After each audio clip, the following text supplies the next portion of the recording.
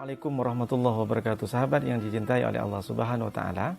Kali ini saya ingin menyampaikan hadis dari riwayat Imam Ahmad bin Hambal atau yang biasa dikenal dengan Imam Hambali, madhab yang keempat. Ada Imam Hanafi, ada Imam Maliki, ada Imam Syafi'i, lalu Imam Hambali.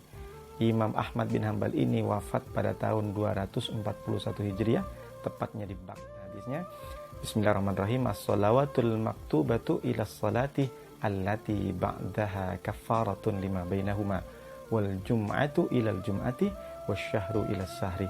Apa maksudnya? Kata Nabi, dari satu solat ke solat berikutnya ada menutup dosa. Maksudnya bagaimana? Jadi dari duhur ke asar ada stasiun yang menutup dosa itu. Dari asar ke maghrib ada yang menutup dosa. Dari maghrib ke isya tertutupi dosanya. Dari Isya sampai ke subuh, sebelum subuh kita tidur baca bismillah, bismika Allahumma ahya wa bismika amut, lalu kemudian kita bangun, alhamdulillahilladzi ahyana ba'dama amatana wa ilaihin nusur. Nah, tertutup di antara Isya ke subuh. Itu maksudnya bagaimana? Ini hadis disampaikan juga dalam riwayat sallallahu alaihi wasallam, ara'aitum law anna nahran bi babi ahadikum yaghtasilu fihi kulla yawmin khamsan ma taqulu dzalika yubki min daranihi qalu la yubki min daranihi syai'an qala fadzalika mithlu shalawatil khamsi yamhullahu bihal khataya rawahul Bukhari. Kata Nabi, tahukah kalian seandainya ada sungai di dekat pintu dari salah satu kalian, lalu kemudian dia itu mandi sebanyak 5 kali sehari, mataku ludzalika yubki min daranihi, masihkah ada noda atau kotoran di badannya? Maka sahabat menjawab, tentu tidak mungkinlah Nabi, tidak mungkin ya Rasulullah ada kotoran atau noda di badannya, long mandinya sudah 5 kali sehari. Maka kata Nabi apa? Menimpali. Nah, itulah yang dimaksud perumpamaan solat 5 waktu, di mana Allah menghapus di antara solat ke solat yang lainnya. Jadi maksudnya di sini, kalau diumpamakan dengan Nabi, jadi kalau ada orang duhur solat kemudian dia beraktivitas kotor, lalu sampai ke asar dia mandi lagi, dari asar sampai ke maghrib, maghribnya mandi lagi, dari maghrib ke isya dan begitu seterusnya, tentulah tidak akan ada kotoran lagi. Sama halnya ketika kita sholat subuh, lalu kemudian kita beraktivitas, mungkin kita berbuat dosa, maka bertemu dengan duhur, kita sholat lagi, maka dosa di antara subuh dengan duhur dihapus oleh Allah Subhanahu wa taala. Begitu juga dari duhur ke asar dihapus dosa, ada stasiun menutup dosa.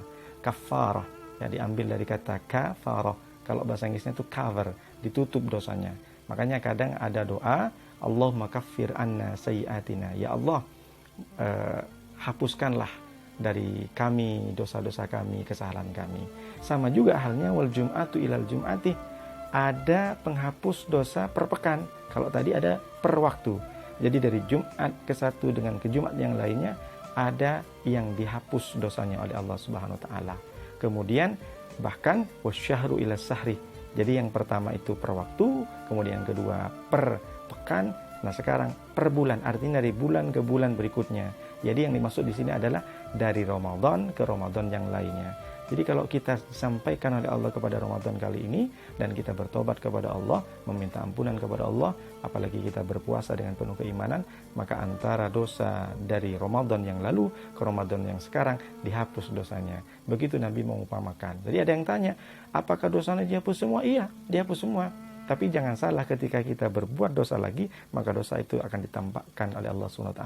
Sama halnya ketika kita di rumah, di jendela kita itu ada paku umpamanya. Lalu kemudian karena ada tamu, kita tutupin paku itu. Nah, setelah tamu itu pulang, dibuka tirai itu, maka nampak lagi paku tersebut. Makanya kita berdoa, Allahumma stur. Jadi ketika dosa itu sudah dihapus semuanya, sudah diampuni Allah, namun ketika kita berbuat dosa lagi, maka dosa yang sebelumnya ditampakkan lagi Allah Subhanahu wa taala. Makanya Allah mengatakan yauma tubalas sarair di surat At-Tariq ayat 9. Di hari itu ditampakkan semua rahasia-rahasia. Di hari itu Allah akan bukakan semua dosa-dosa kita. Jadi yang perlu dipahami di sini, ketika kita sudah bersih lalu kita berbuat dosa lagi, maka dosa-dosa yang lain itu akan tampak oleh Allah. Nah, apakah kita itu bisa diampuni sebanyak apapun dosa? Pasti diampuni. Berbeda dengan ketika dahulu ada seorang Yahudi datang kepada pendeta Yahudi, di mana Yahudi ini membunuh sebanyak 99 orang. Lalu kemudian tanya ke pendeta ini, gimana seperti aku ini, apakah masih ada kebaikan? Kira-kira aku masih bisa jadi orang baik enggak? Lalu pendeta itu mengatakan, tak mungkin kamu bisa menjadi orang baik karena kamu sudah membunuh 99 orang. Maka ditusuklah pembeda itu. Kemudian dia bilang, berarti kalau memang seperti itu, tak perlulah aku hidup lagi. Kalau memang tidak ada harapan aku menjadi baik lagi, kaulah menjadi korban terakhirku yang ke-100.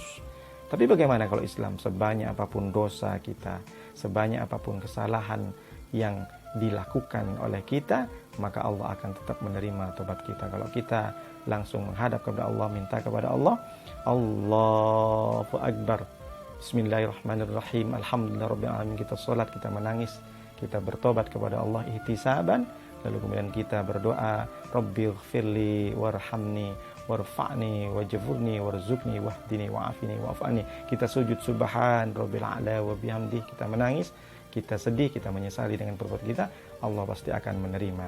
Makanya kata Allah, aqrabu ma yakulul 'abdu mir rabbih wa huwa sajidun. Orang yang paling dekat dengan Allah ketika dia posisinya sujud. Subhan rabbil a'la wa bihamdi. Jadi sebanyak apapun dosa, kecuali dosa syirik, maka pasti Allah akan mengampuni. Surat An-Nisa ayat 48, kata Allah, innallaha la yaghfiru ayyushraka bihi wa yaghfiru ma duna dzalika liman yasha. Semua dosa pasti diampuni oleh Allah Subhanahu wa taala kecuali dosa. Sahabat yang dicintai oleh Allah Subhanahu wa taala, oleh sebab itu mari kita bersama mintalah ampunan kepada Allah. Kita bertobat kepada Allah. Jangan sia-siakan Ramadan kali ini. Mungkin kita banyak salah dari Ramadan sampai ke Ramadan kali ini. Dan kita minta ampunan kepada Allah. Insya Allah dihapus dari dosa antara Ramadan yang lalu ke Ramadan yang lain. Kita sudah melihat berapa banyak orang yang berdoa, Allahumma barik lana fi Rajab wa Sya'ban wa ballighna Ramadan. Mereka sebelum Ramadan datang minta kepada Allah, disampaikan ke Ramadan kali ini. Mereka minta kepada Allah bagaimana dia diberikan kesempatan untuk menikmati Ramadan kali ini, dan ternyata mereka sudah dipanggil duluan oleh Allah Subhanahu wa taala, diwafatkan oleh Allah. Kita yang masih hidup sekarang, masa kita harus menyanyiakan?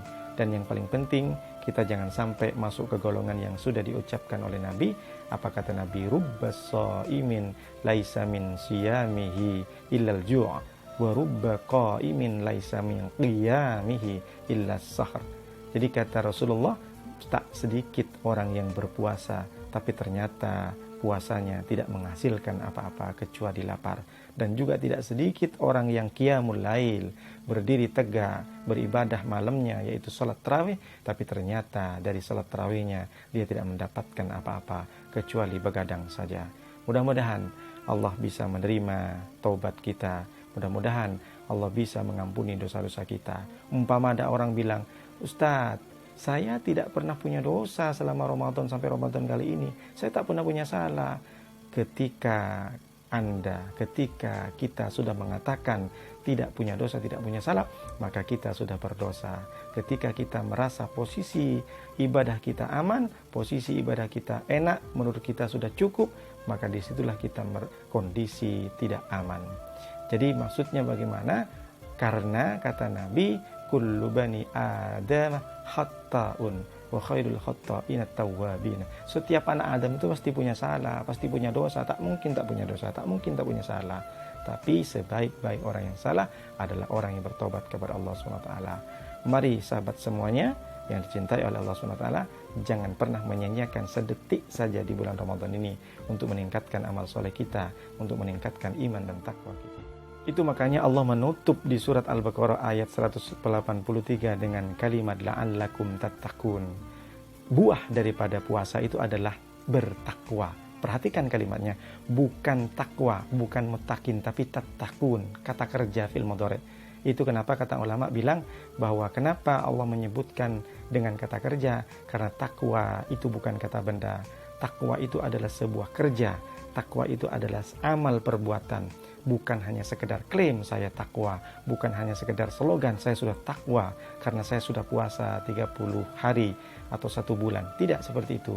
takwa itu adalah sebuah perbuatan, yaitu kita laksanakan takwa itu, kita terapkan takwa itu adalah kita bersedekah, menahan diri, memberi maaf kepada orang, lalu kemudian tidak hanya di dalam Ramadan, tapi di luar Ramadan juga begitu. Jadi profil orang takwa itu adalah orang yang memiliki pribadi yang aktif dalam setiap kemaslahatan, dalam setiap kebaikan-kebaikan di masyarakat, tentu dengan keimanan kepada Allah Subhanahu wa taala. Kemudian maksud daripada takwa yang kedua yaitu menggunakan fi'il mudhari'. Dalam bahasa Arab, fi'il mudhari' itu adalah yufidul hal, yang menunjukkan sebuah proses yang berlangsung saat ini. Jadi takwa itu adalah proses, tidak hanya seperti barang sekali jadi. Jadi ada barang dijual, kita beli terus selesai, tidak seperti itu.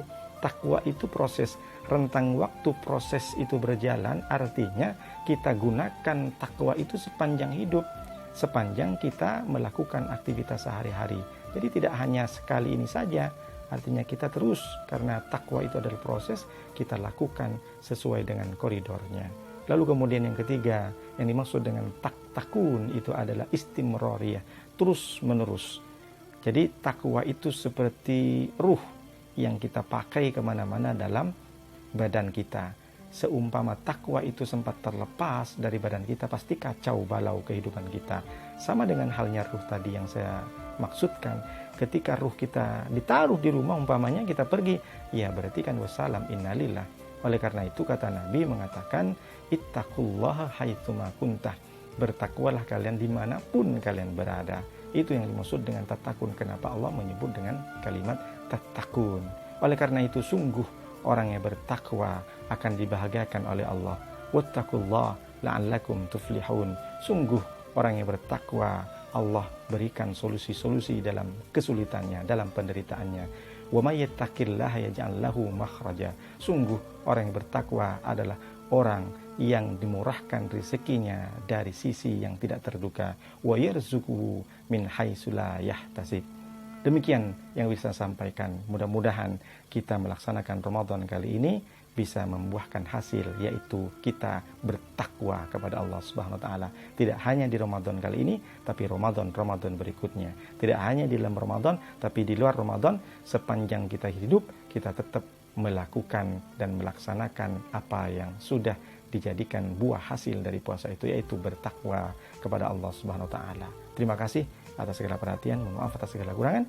Hadanallahu ilaikum ila thoriqil mustaqim. Wassalamualaikum warahmatullahi